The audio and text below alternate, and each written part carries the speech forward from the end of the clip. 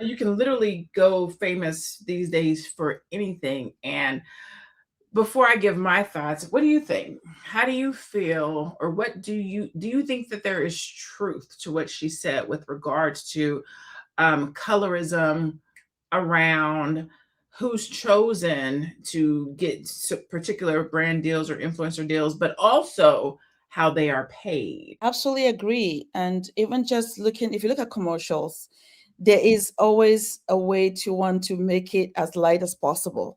It's even, just looking, you can just tell. And what they pay, I won't be surprised, because they rather give those that fit their mold and pay them more than those that they think, well, my final last pick. You know what I mean? Because I have no choice, and this is my final pick. It's like into this country. I just noticed it.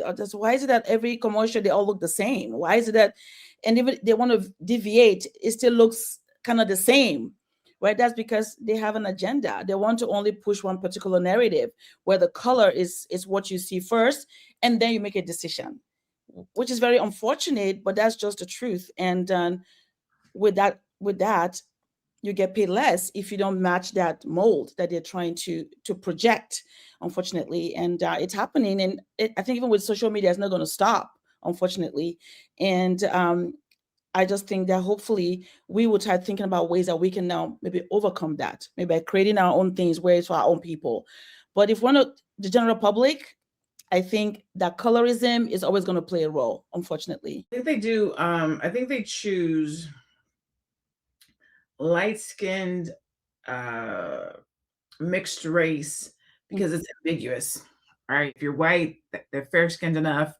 If you're black, okay, they're mixed. They got a little bit of black. If you're Hispanic, they look native, just enough.